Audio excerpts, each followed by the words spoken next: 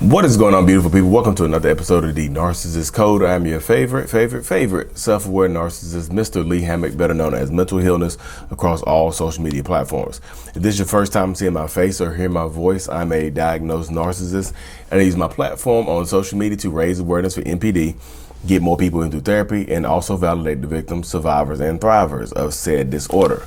In today's episode, we're going to be talking about why you can't help a narcissist, why you can't save a narcissist or toxic person or whatever, whoever you're dealing with, and things like this.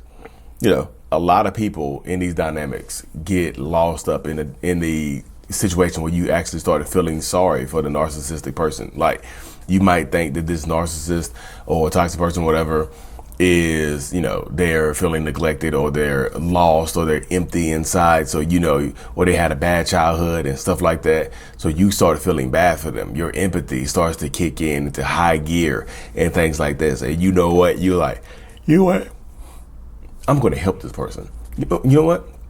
I'm going to save them. I'm going to be the one to show them what love really is. I'm going to be the one to show them that people don't give up on you. I'm going to be the one to shows them that people don't just walk away from them when times get hard and things like that.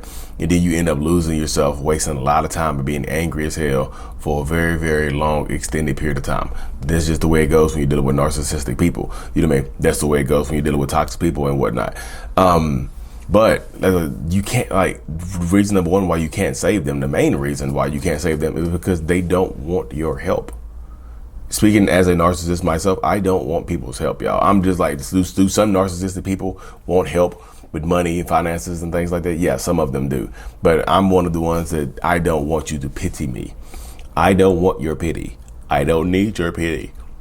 Yeah, I don't need or want any of that type of stuff. I don't want people feeling bad for me. I don't want people. If people pity me, there's a sign of weakness. It's like, why are you pitying me if I'm strong? You see what I'm saying?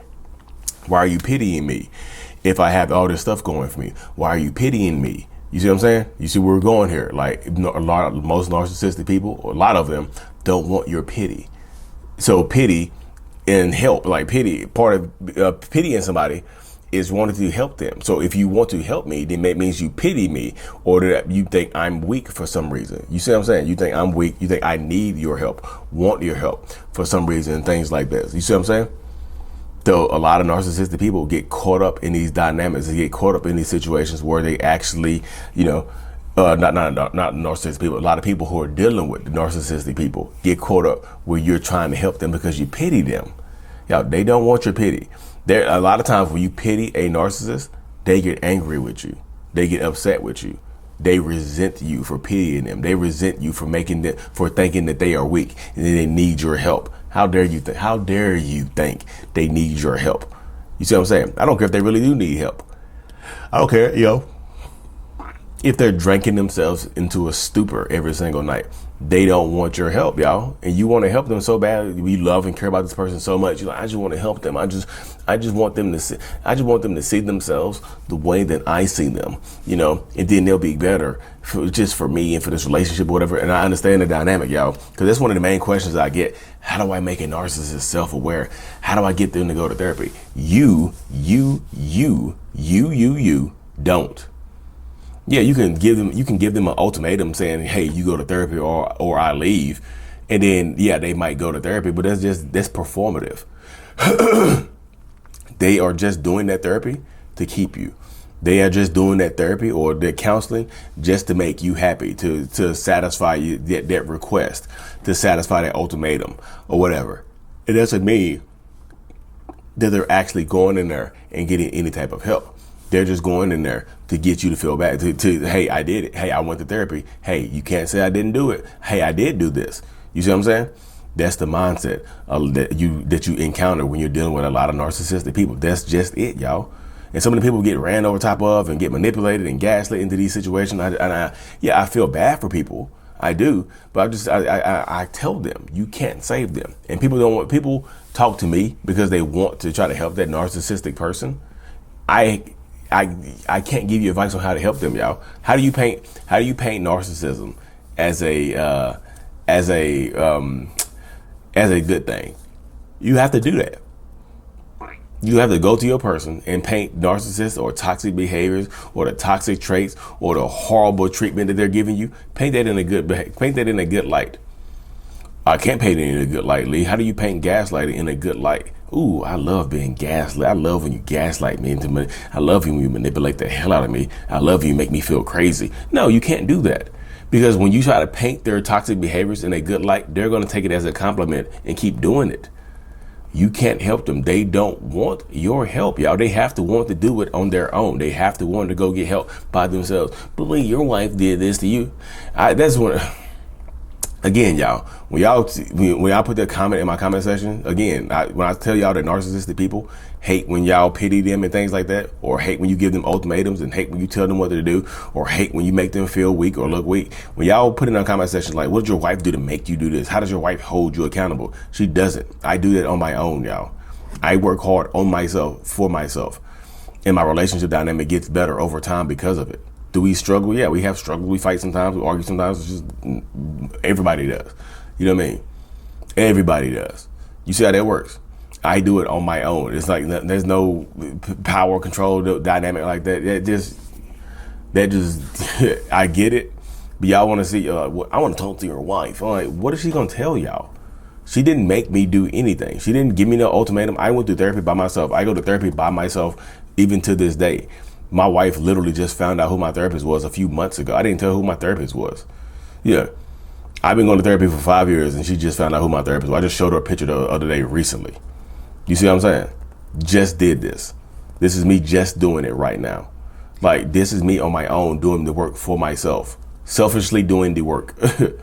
They have to want to work. They have to want to better themselves. You can't do that. And it has nothing to do with you. Y'all, so many people, when I tell them that, like, you can't help them, you can't save them, they have to want to do it themselves. Y'all take it personally when I say that. It's not a personal shot at you. It's just that you don't, like, they won't do it because of you. But they don't love me enough to go change and work on themselves. No. Let's just put it hot like that. It's not that. It has nothing. It's not that, y'all. They don't love you. They don't love themselves enough to go work on themselves. Y'all want to internalize everything and take it personal. It's not you. It's not you. They won't do it for anybody else either. It's not you. They have to want to do it for themselves. Y'all take it to heart when I say that. It's not a personal shot at you. It's them. They have to want to go do the work for themselves, not for you.